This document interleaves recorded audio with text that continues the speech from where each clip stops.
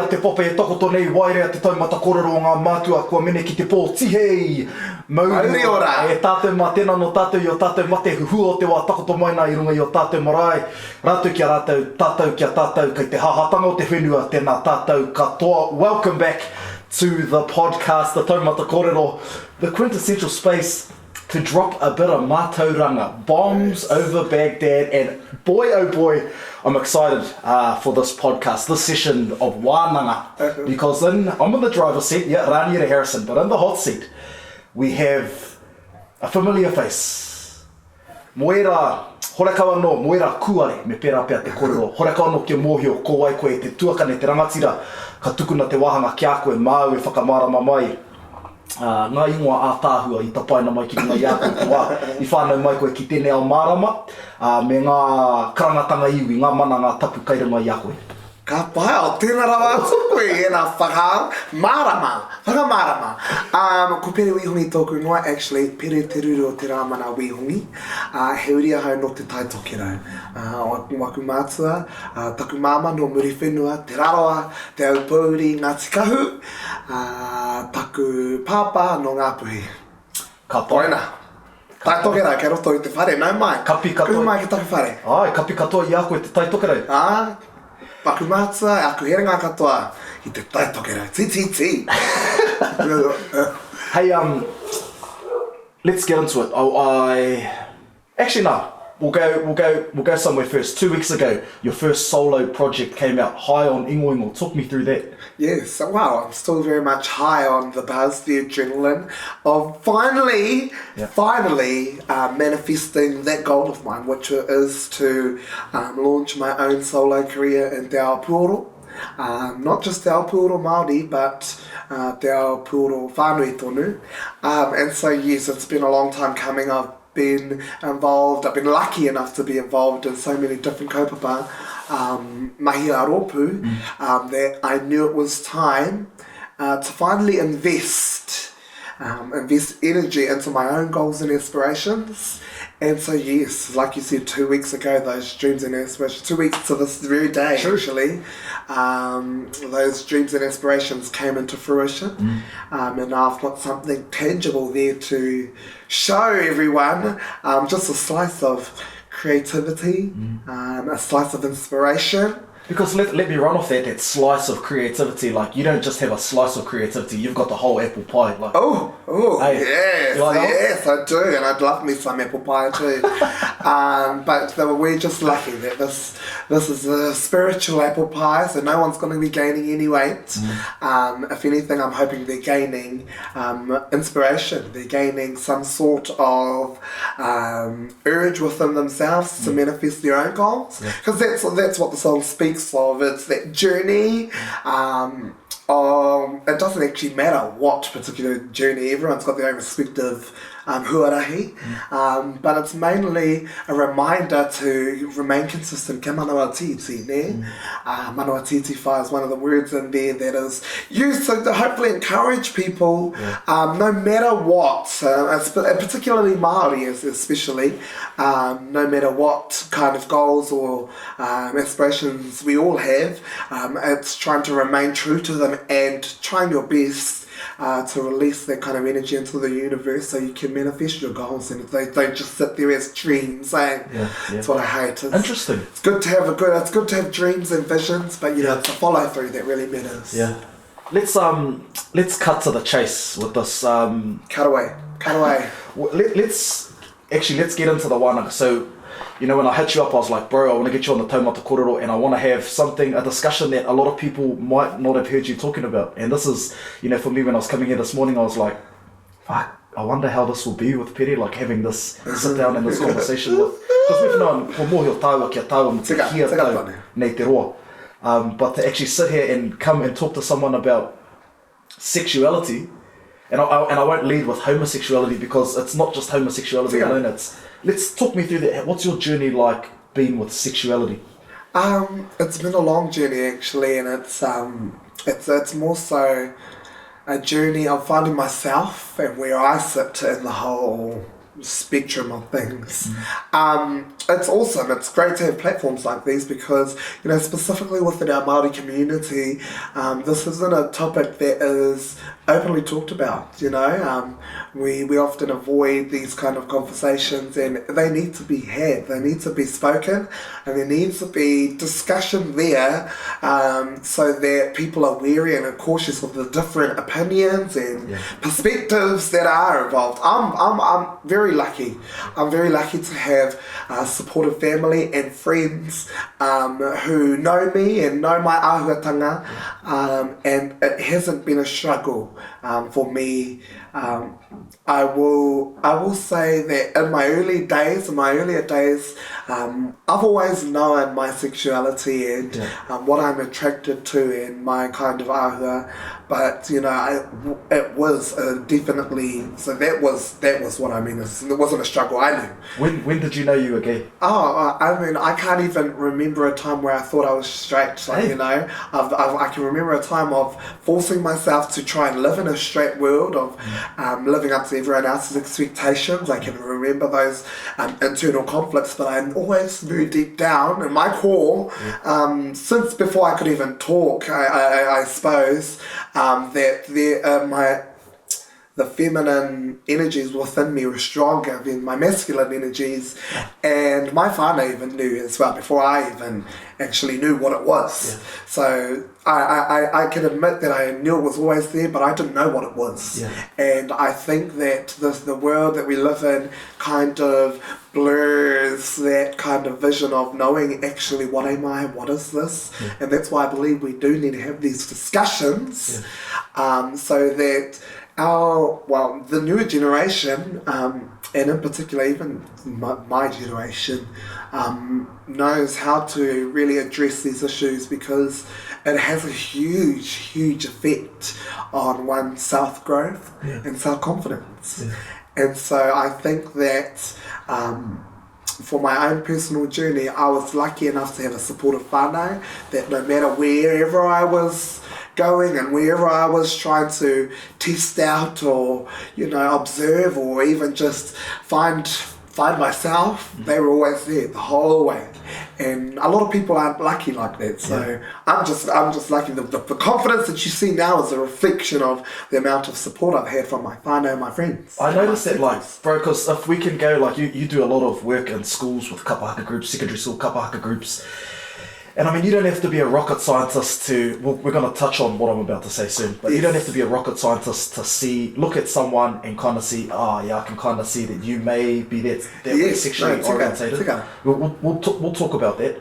But for me, bro, seeing you living in your truth and your light, I mean, it's heartwarming, bro, and it gives other young Māori boys the opportunity, and girls too, the opportunity to say, if Pere's doing it, it's all good. I don't have to pretend that I need a girlfriend just so, I don't get bullied at school.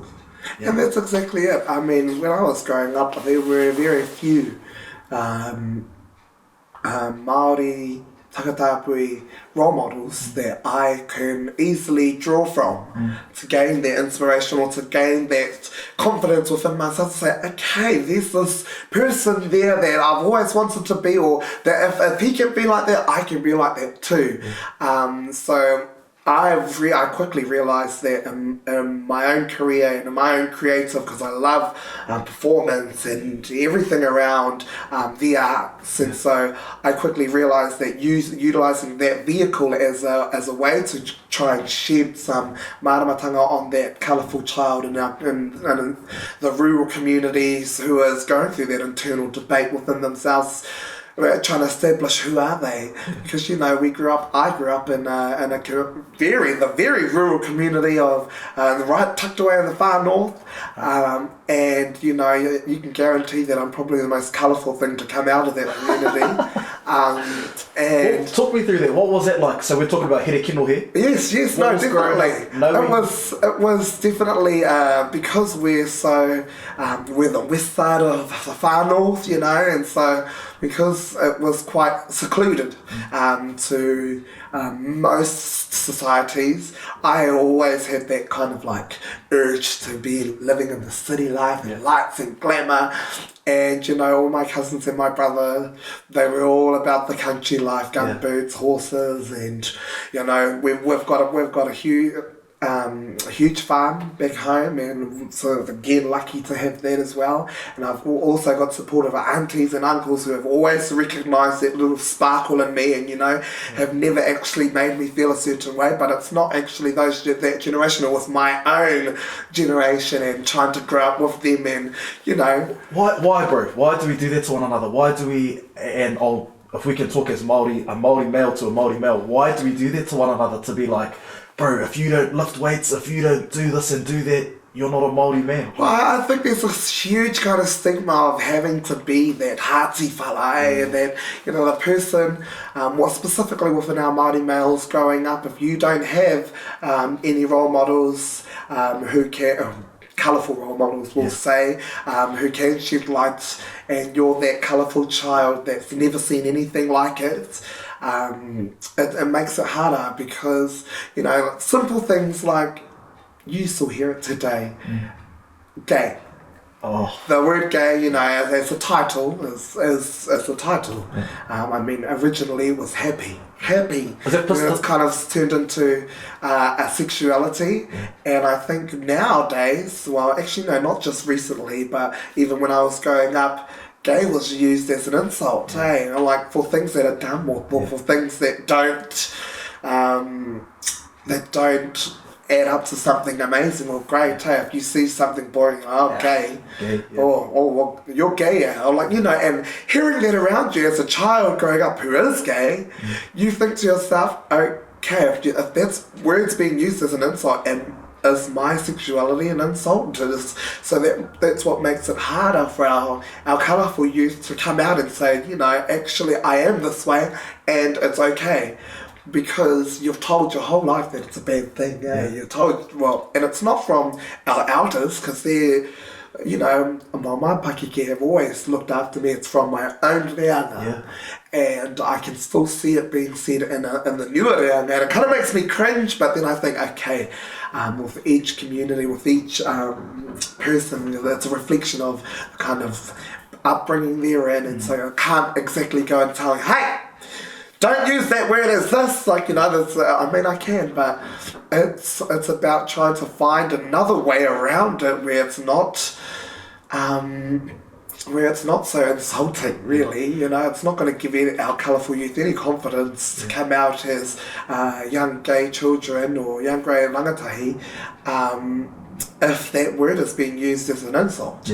And the hardest thing is people think that sexuality defines a person. Hey, oh, you're gay, so you must be this and you must be that. Oh, and you must be looking at these words like that.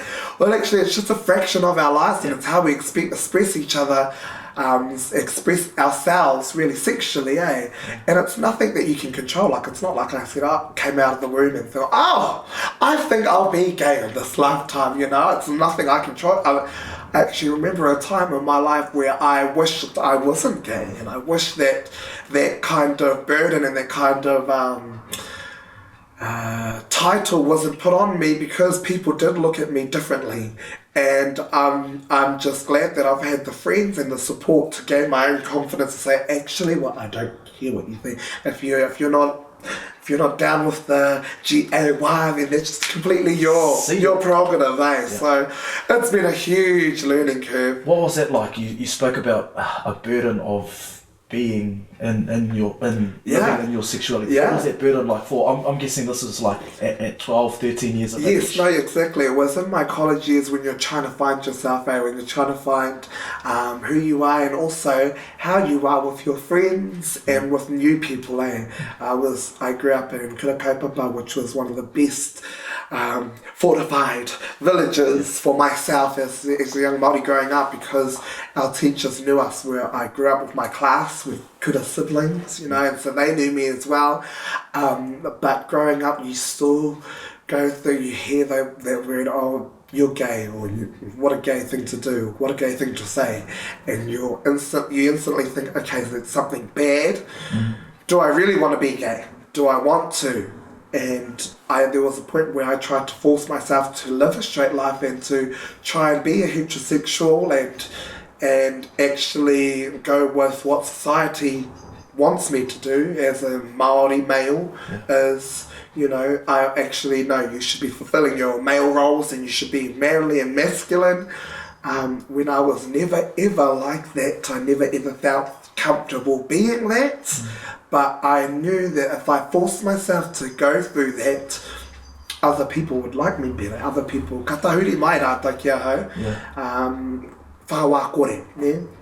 I hara i te mea ka tino aro rātou ki taku takatāpuitanga, ngari ka aro ki aku mahi moe wahine, whakawhānau pepe. Everything around the heterosexual life that makes it easier growing up, because you don't have to go through the bullying phases of, you know, you're different. Did anyone bully you? Of course, like, you know, it's not something that I like go around and say, I was bullied when I was younger. Of course, I don't know. It was just a factor of my life. I've never known anything like different. I mean, that's why I think I've been able to grow such thick skin, because even though I was getting bullied while I was growing up, whether it was from my class, from youngers, or from my tuakana at school, it was mainly about me thickening my skin up, because I feel like that bullying, those words of verbal abuse that has been thrown at me, made my tongue sharper to answer back and to shut them down. So I feel like it was actually that bullying strengthened me to become much more sharper with the way I respond to them. And also just growing my skin, because I feel like I've been called every name under the sun as a takatapui, and I feel like I feel like those kind of words and energies thrown at me have actually made me stronger. And I don't feel like I'd be as strong as I am today, or because it's confident, which is something that I'm still shaping within myself. I don't feel like I'd be that confident if I didn't. Yeah, bro, I think we've got a lot to do as Māori with regards to redefining the vernacular surrounding sexuality. Like, you know, like you were saying, you're talking about like when kids have a distaste for something, straight away, automatically, oh, that's gay. Yes. You know, or if someone annoys you, oh, he's a homo. You know, like... Exactly. I still hear some of my own peers say it as well, which is, you know, it's disheartening, but, you know, it's more so trying to find a peaceful way to go about it, because, you know, I try and avoid conflict and try to like deflect any kind of energies that come my way that really have originated from that kind of toxic masculinity and that kind of urge that people have had to use the word gay as something bad, when really we know that in every community there is a young colourful child, tāne mai, wahine mai, that is struggling. And as Māori, if we know that, as people, if we know that, why do we continue to use that word under a bad light? You know, it just makes it harder for people to accept themselves, but also to be accepted in a community that they're trying to find so hard, you know, to be a part of. And so that kind of āhuatanga has a huge effect on our youth. Whether they are gay or not, you know, using that word, if you are gay, you just feel a certain way, but if you're one of the people that are saying it, you're slowly shaping your mind to think and to believe that gay is actually bad. Like, you know. What are your thoughts on where we are with the acceptance of sexuality in Māori society in 2019? Are we doing all right? I feel like, well, what I've been exposed to and what I've been able to grow into, that there's definitely a stronger community, and then there is definitely stronger acceptance, but what I worry for is our kids, our youth, who are being shaped by the peers that they're surrounded by.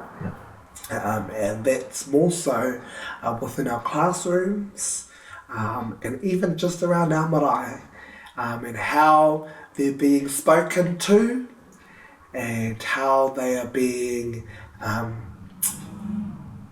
what's the word to say, how they are being utilised within the community, how they're being used. And so What do you mean by that?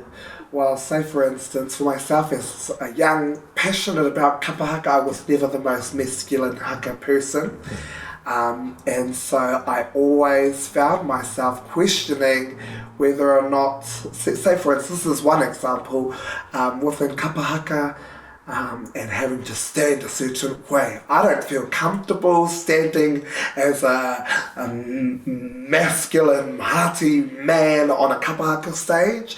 But one thing that I've always been told and guided to by I call them my haka aunties, is that 30 minutes on that stage, you know, you can be whoever you want off that stage, you can do whatever, twirl your poi, do whatever you need to sing, sop, whatever. But when you're on that stage, it's all about how you're working together as a kapa and how your uniformity is. So it's not about, oh look, there's Pere the Taka that's sitting there standing on stage with his legs together and with chest out and everything like that. It's more so about how well you can stand in line with all of those the 19 other tāne that are there standing with their legs apart, two tāne and everything like that, and staunch. So it's about trying to become a unit, and it's not about actually shunning away your sexuality or your flair or your colour. It's more so about how well you can work as a kapa. And I wish I had known that as a young, colourful rangatahi growing up in kapa haka, because oh my gosh, I look back and I'm like, cringe! Why am I standing like that? What am I doing? Why didn't anyone tell me this? Why didn't I know this? It's because I didn't have those role models or those people to tell me as a young colourful child, because we're all different, you know, there's all different kind of styles and flares, and so a huge part of my mahi, specifically within tutoring rangatahi, within kapa haka and working with our colourful youth, it is trying to remind them that, you know, you might be a bit more sparklier than the others, but, you know, coming onto this kapa haka stage, it's how well you can work with the other 19 boys that are on that stage as well. And I'll tell you what, we've got young queens that can haka, like you can look at them and you can't even identify which ones are more masculine than the others, maybe just by the fleetness of the eyebrows. You know, and so it's that kind of dialogue and that kind of discussion that we need to be sharing with our rangatahi to reassure them of their use of their colour and their flair and of their wairua, but also that they can grow into whatever passion they want, like kapa haka. And that's just a small example, I think, because I feel like kapa haka is one of my main vehicles in shedding māramatanga and trying to find ways in which we can include everybody into the equation without making them feel like they're any less or any more than everyone else, because that's the kind of mentality you have. E roa nau I te wairu o ngā kōrero e tika ana kia mihi a ngā rangatira o tī tikahurangi. Nā rātou katoa koe I arahi I roto I ēnā mahi whakahaere tira. Tika. Taku ohorere I te wai I puta koe I te rao ngā kapa haka I puta atu koe ki te whakatū I tauake. Me taku miharo ki te rongo I era kōrero. I'm really warm hearing your thoughts about it's not actually about kapa haka, eh? It's not actually about standing on stage, but actually about looking after the true essence of the person. Yes. Kora te rongo te wairu o te kōrero I rongo I ana. Talk me through that, how that's been with only two and bringing those, you know, they may have the nicest eyebrows and the nicest haircut, but some of them, they are beasts, like, they're like, actually we won't go names, but some of these boys, you can tell they're queens, but they can haka like beasts. And it's really trying to, because we're so passionate about the arts, and you know, I feel like that's one of the most natural things for Māori, is their kind of performance aspect. It's about showtime, you know. If you want to be an actor, if you want to perform, if you want to do anything, it's how well you can portray the character in each item. And so that's one way in which my haka aunties taught me to really try and define my haka stances. You know, you're not going out there as Pere, you're going out there as the best version of Pere as possible, eh? So, you know, when you're walking on stage and you're straight away, you don't walk on stage how you would normally walk around the town, or, you know, you're the whare. You're an extra OTT version of yourself, and so within each item is a different character to portray. And so it's really trying your best to hone into that character, because, you know, your character in the whakaeke could be completely different to your character in the moteatea. Yeah. Character in the moteatea is completely different to the waiataringa, so on, so forth. Yeah. And so that's one of the things that really helped me is, you know, my passion for performing and acting and that kind of the arts. It was honing in on every single character. So by the time it got to the haka, I was trying to be the most ferocious warrior in the whole kapa. Doesn't matter if I'm this little queen that's like, you know, on video clips and makeup galore and everything like that. I'm not going up there to be that person. I'm going up there to really try my best to send these messages, because within each item is a different core message that you're trying to portray. And so you're trying your best to try and bring out the message so that it resonates with your audience, you know. That's the best thing about kapa haka, is that not only the dialogue, but also the physicalities of your performance, the vocals, the kupu, how it's crafted, everything around kapa haka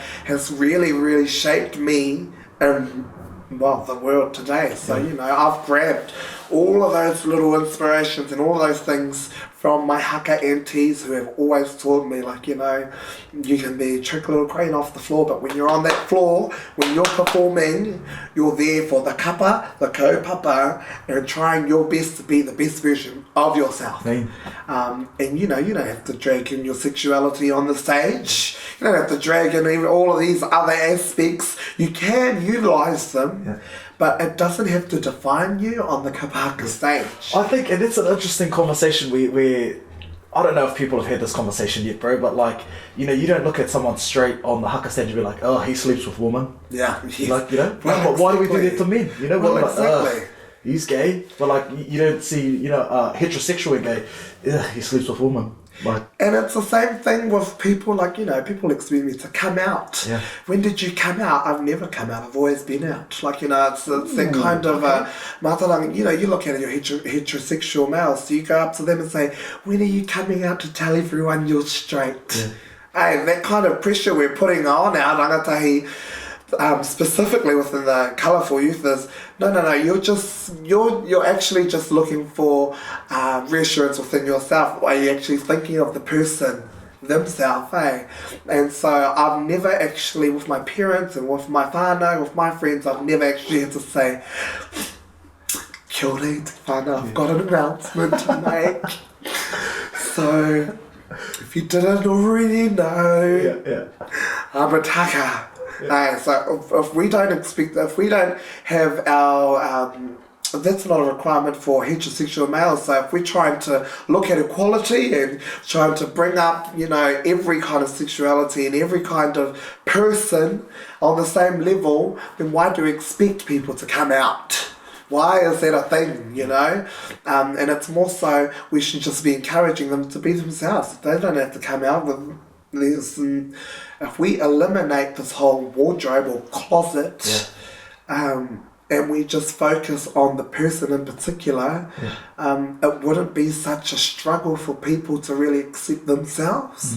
And see, like with myself, I don't really like talk about my own attractions, but with myself, I've found that I'm more attracted to the masculine male, and I've seen within my own relationships, I won't say countless, but various males who I've had physical connections with who aren't comfortable on coming out, who I don't think it's more so them wanting to be gay or them wanting to be heterosexual. It's more so the stigma that comes with being in a homosexual relationship. True. And how people look at them.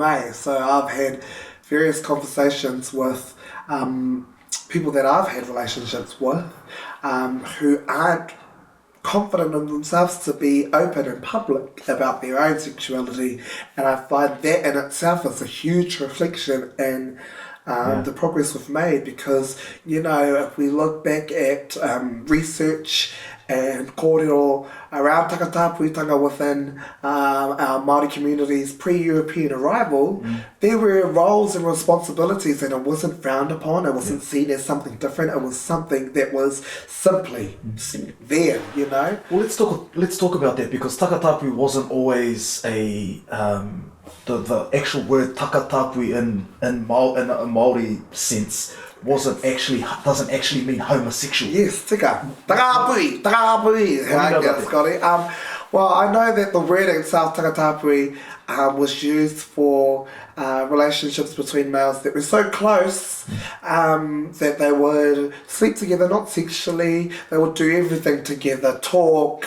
It was like close camaraderie, that kind of relationship between two heterosexual males, and so it was kind of turned and used as a word now to explain homosexuality. Actually LGBTQA+, the community as a Māori term, kupu Māori. And so I think i ona rā, it was something that wasn't different or that was a shock to people.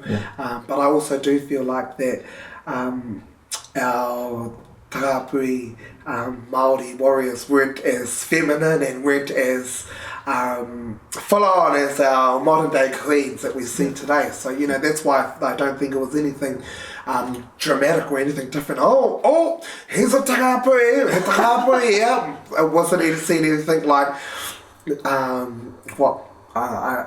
specific, it was just something that was. And you see that within all of our Polynesian communities. You've got whawhawhine, and it was definitely since the colonisation of Aotearoa. You've got the church coming through, and especially with Aroha and Tai Tokero, I feel like we were hit the hardest with our missionaries and with Hahi, and my whānau in particular, the Wihongi family name is quite a common name within Te Tai Tokero, but staunch to Mormonism. Actually, Pere Wihongi, the person who I'm named after, helped build the first Mormon church in Aotearoa. And so within Kaikohe, specifically within Te Tai Tokero, there's a huge Christian presence. And I feel like those tikanga have come and they've just fucked up everyone's mindsets and how we used to live and how we used to perceive things. And that's evident, everyone knows this. So it's trying to retrain ourselves to recolonize our minds, because one of the that's one of the best things about memes. It's one of the most powerful memes that I've actually seen is, if you're homophobic and you're indigenous, the colonizers won that battle. Because it wasn't, being homophobic wasn't a thing within Iwi Māori pre-European arrival. It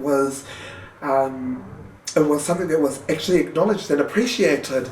Everyone was. And it wasn't to say that takapui was better or lower than any other role. There are roles with takapui that was seen in research included midwifery. And it was entrusting these twin-spirited people. It's one thing that was commonly used as the twin-spirited, having both the feminine energy and the masculine energy And it was really, how do we find places where we're using them to their strengths? So that was one, midwifery, tuku mātauranga, teaching and caring for tamariki. That's one of the things around Takapui, specifically within Māori communities, pre-European. Yeah, that's one thing, that's a perfect segue into the next question I wanted to throw at you about being twin-spirited. Like, obviously, to the outside world, your physical being is male. Talk to me what's going on the inside. On the inside, are you male?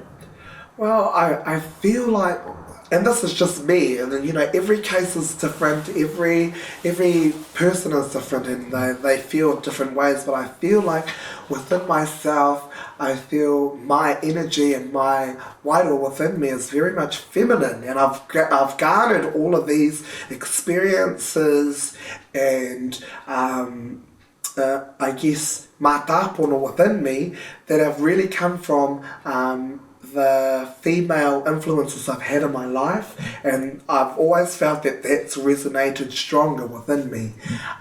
And one thing that I'm lucky to have is a very, very caring papa who always, no matter what I can remember, even growing up, because he's also a teacher as well. Yeah. And so we do those stuffy books, and we're ordering books, and he's giving out the books, and then he sees this pink and purple sparkling book, and he's like, "Oh, tēnei puka puka ka haere kia."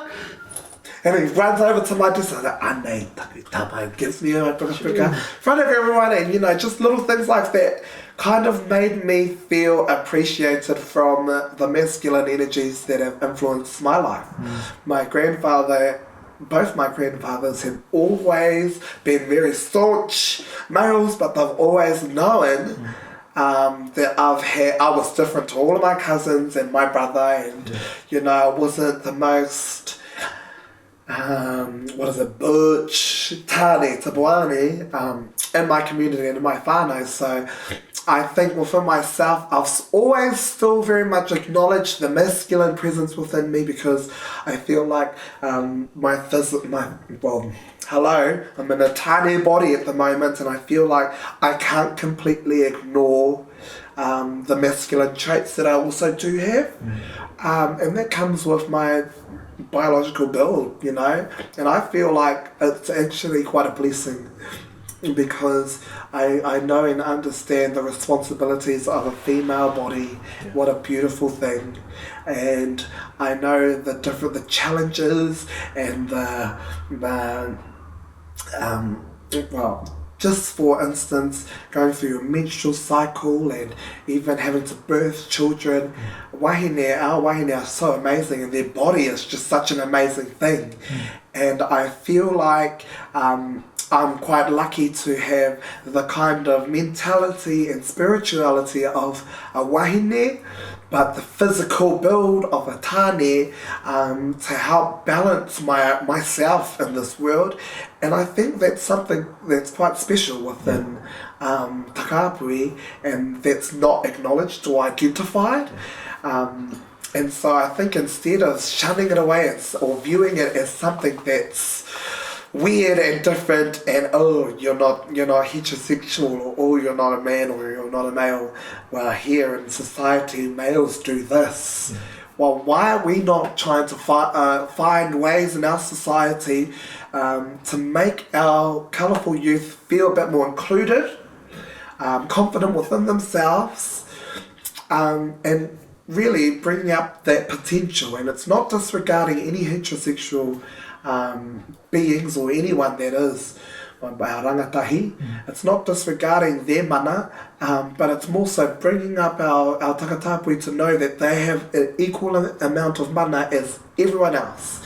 Because I feel like, even just myself growing up and witnessing our rangatahi growing up nowadays in the new 21st century, or whatever century we're in at the moment, I feel like they don't feel like it. I don't feel like they truly believe and confidently believe that their mana is just as equal as other rangatahi, because of the simple fact of how we view Takapui and modern day society.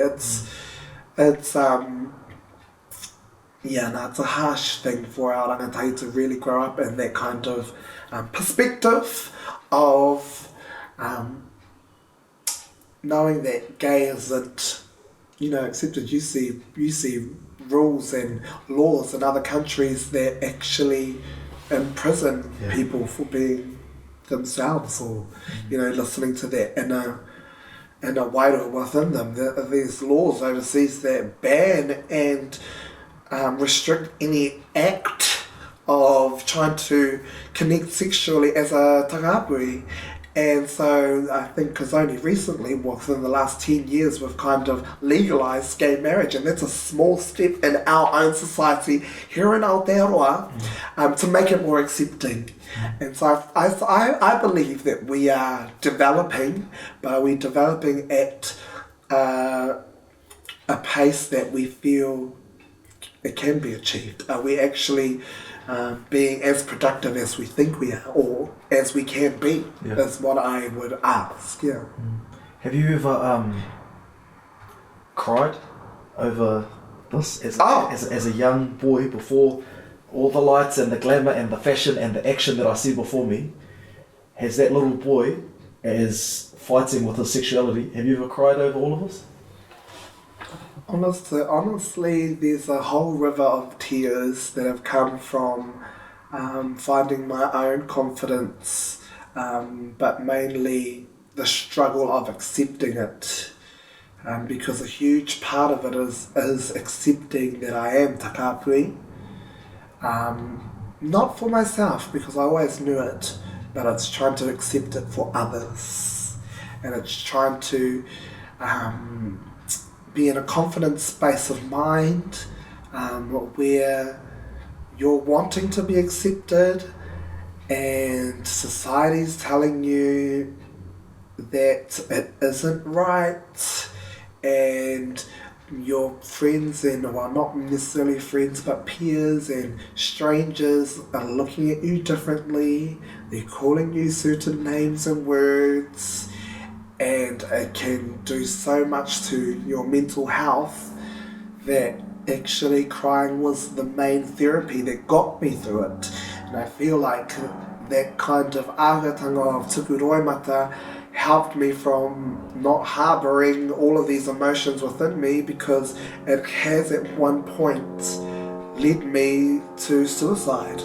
As a young, I remember being year 9, which is like, what, 13, and running to the toilets because the older girls were calling me names in front of literally everyone, and no one's standing up, or no one saying stop, or no one doing anything about it. And I remember running to the toilet and contemplating, is this really how I want to live my life? And because I'm a huge believer in te ao wairua and reincarnation, and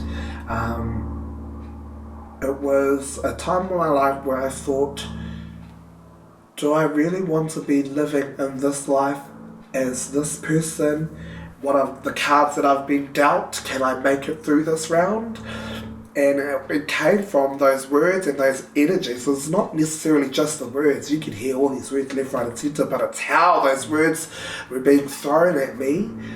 And it was a point in my life where it really pushed my own mental health to be at the lowest it's ever been. And I remember that moment distinctively, because I tried to use my own little Dickies. It was a colourful Dickies bag that people were mocking because it was so colourful, and here's me thinking, oh, I love colours and sparkles and here, look at my bag, ooh. And I remember trying to use that bag to hang myself, and in the school toilets. And it wasn't until it was at that very moment where I truly asked myself, how did I want to live my life, and did I want to be defined by those energies and by those words that were always constantly thrown at me through my whole life. Whatever school I went to, you can guarantee that I was definitely bullied, that there were definite words and insults and verbal abuse thrown at me. And that's not just me, that's every single takapui that grows up. You know, Māori mai Pākehā mai any takapui. It's a society that's always just constantly throwing the word gay, just obliviously thrown with negative energies, and it's really something that can honestly, truthfully, genuinely scar our rangatahi. And the hardest part is that, you know, every single takapui, every single young LGBTQA plus child that's growing up has always been told, has always been insulted, has always been verbally abused. This is the reality of things. This is how we are growing up. And, you know, the hardest thing is when they get to that moment, the moment that I've had as well, is you've given two options. And some, you know, like myself, have been optimistic, have always looked into the brighter side of things and tried to concentrate on more so the positives and what can happen and what is to be. But there are also some who we've already lost and who I fear will still lose, that have chosen the other option of just completely stopping life right there.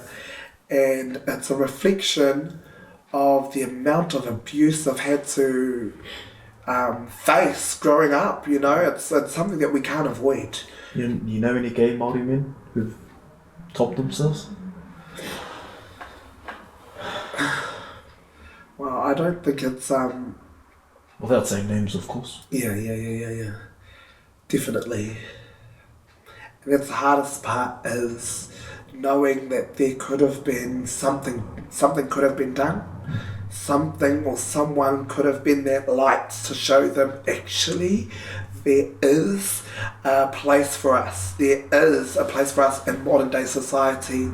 What once was is not now anymore. You know, the way we used to live as takapui and Māori, it isn't anymore, and we have to kind of, not only do we have to accept that, but we have to find ways that we can redevelop our society and how we look at each other, mainly how we look at our colourful youth, because it's not healthy.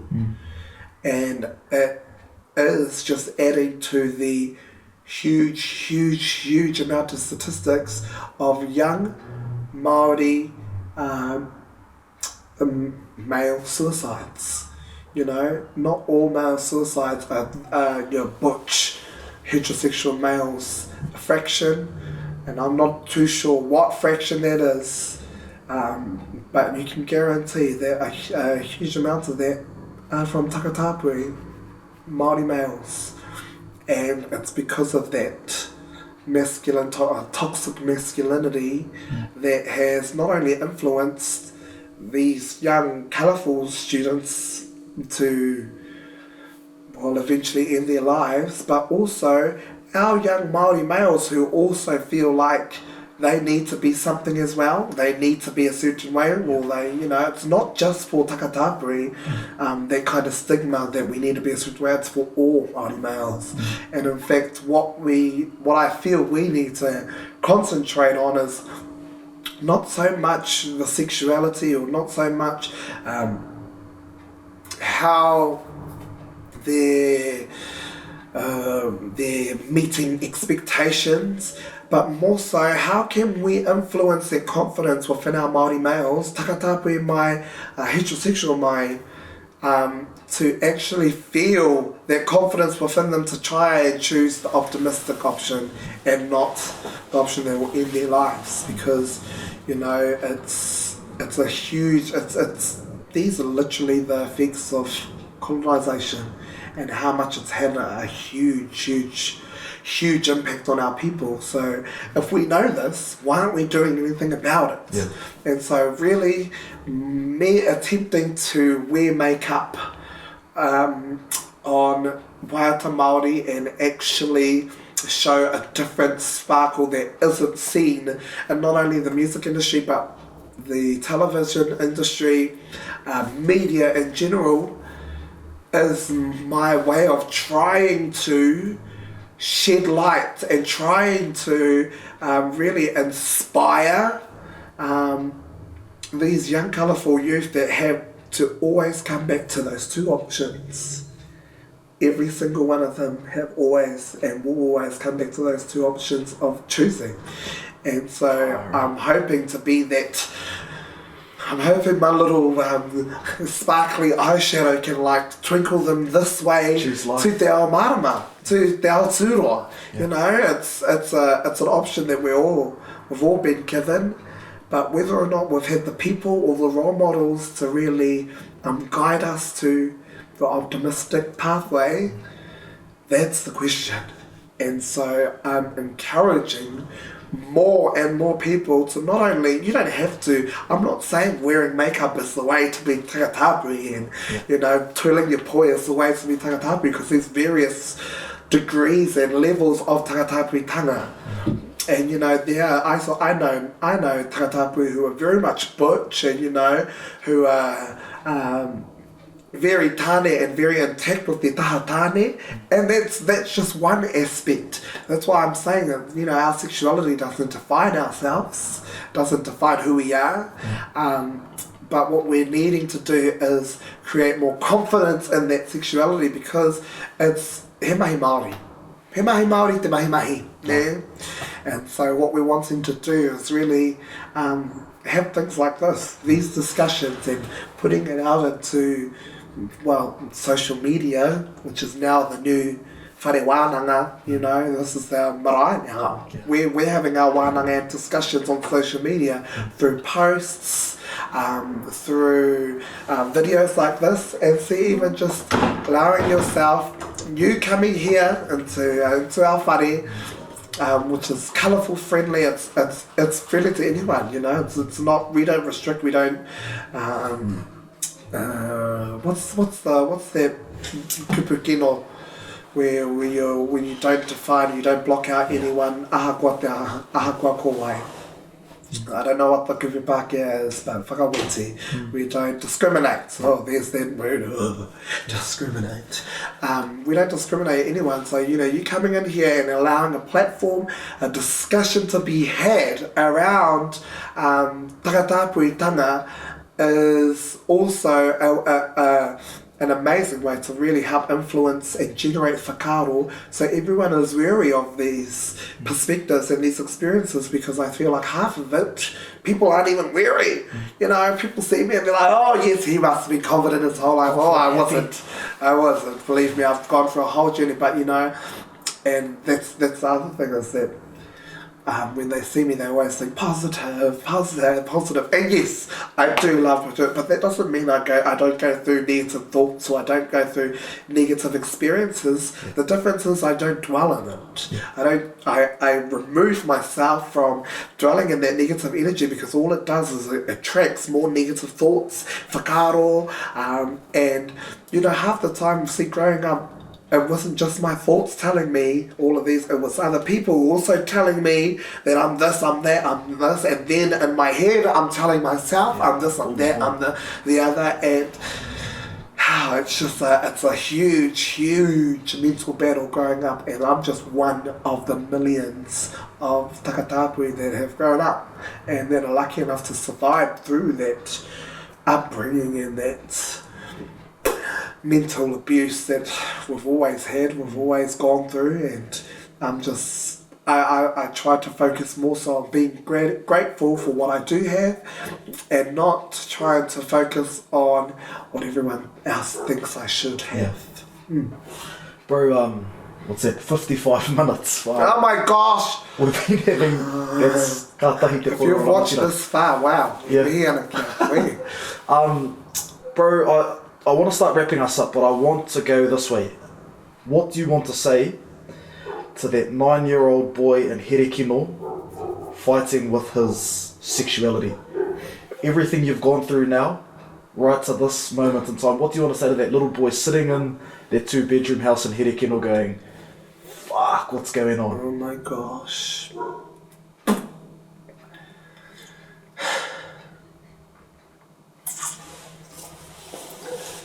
He was a very vulnerable, very free-spirited child. I would mainly say keep twirling your poi, girl. Keep twirling your poi. You know, the symbol of having a poi for me isn't just a tool in which I use to try and hitch or twirl around. I've always told my friends that I've always known I've never smoked a cigarette in my life, but poi have always been my cigarettes.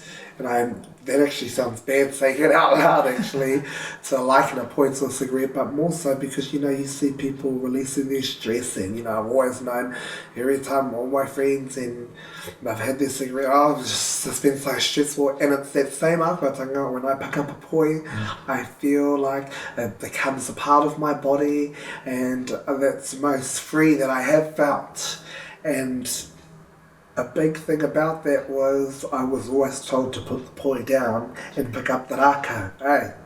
And so I would tell that 9-year-old Pere that, you know, pick up the rākau and pick up the poi. Don't put any of them. Do them at the same time. Twirl your rākau and twirl your poi now. But mainly, because the poi to me symbolises therapy. It symbolises that therapeutic connection that I've always known to be there, but it's helped me through so much, and the debate of being told constantly to put the poi down is exactly like telling a child to not be who you are. It's telling a child to not feel the way you feel.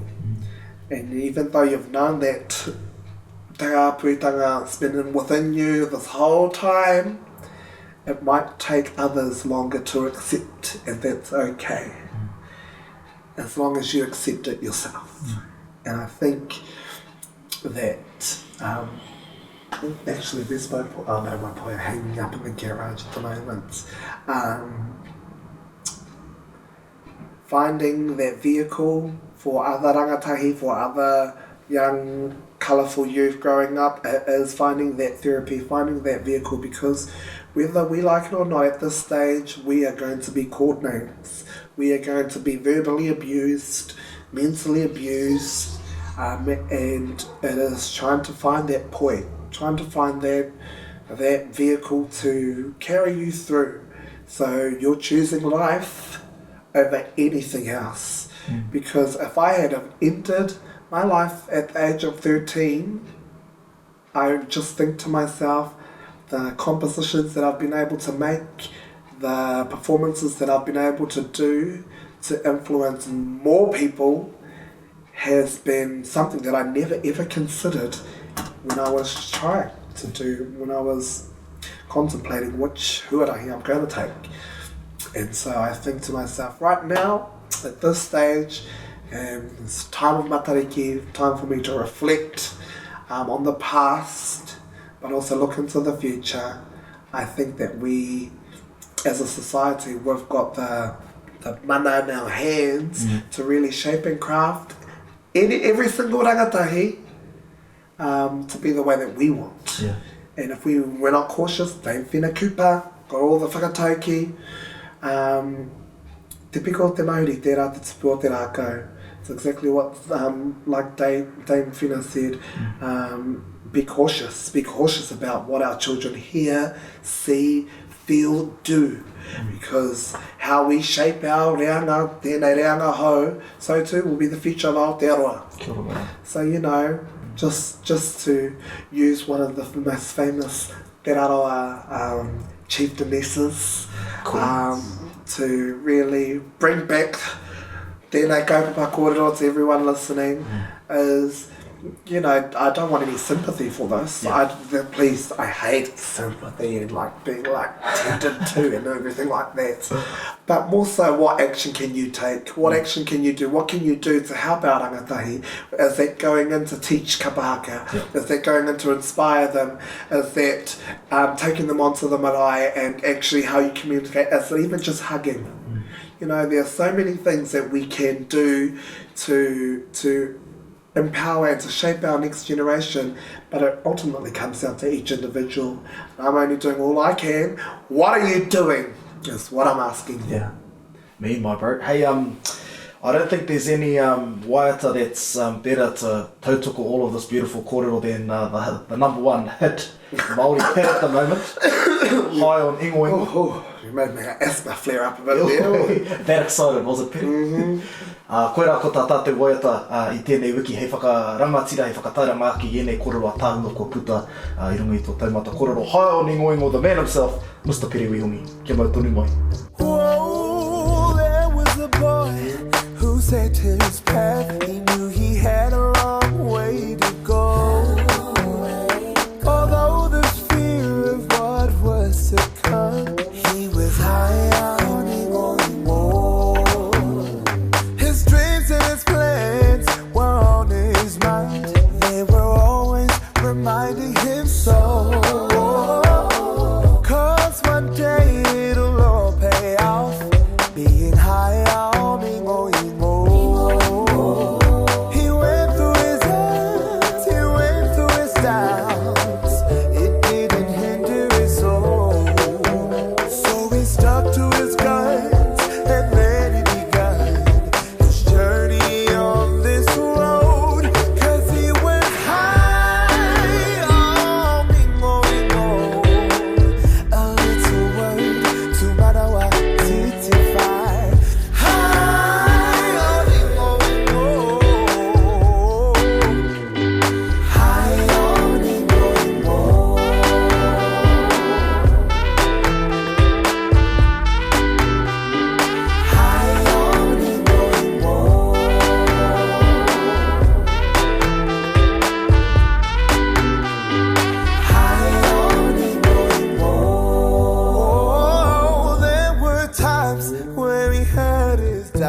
Times he thought he couldn't bear it no more. Until he saw his dream, he saw everything, reminding him of his Ingo Ingo. His Ingo Ingo, he poured his heart and his soul, determination and drive. 'Cause when you think of the light, it'll all fly by. A journey all worthwhile. 'Cause he was high on Ingo Ingo. A little word to Rarawa, T5. High on Ingo Ingo. High on Ingo Ingo. He was high on Ingo Ingo.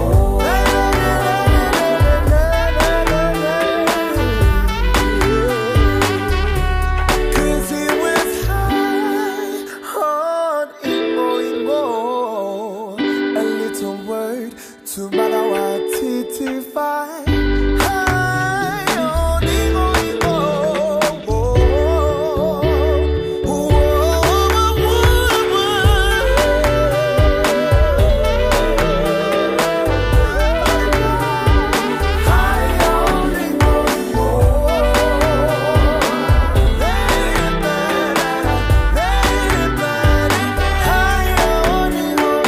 No reira ka tira e hoa mā koe ara ko Pere me tā tera o a tātou waiata high on Ingo Ingo, and the man himself is obviously high on Ingo Ingo, brother. Thank you for opening up on the Taumata Kōrero, brother. I'm going to say this while the cameras are rolling, the mics are live.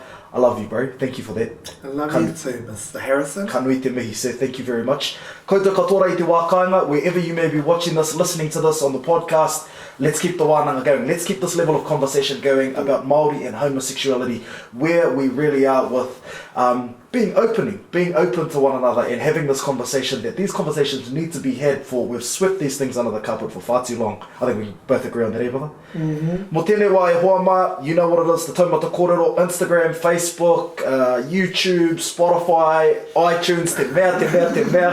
It is what it is. Ko te pō e kātau tēnei te Taumata Kōrero, ka huri.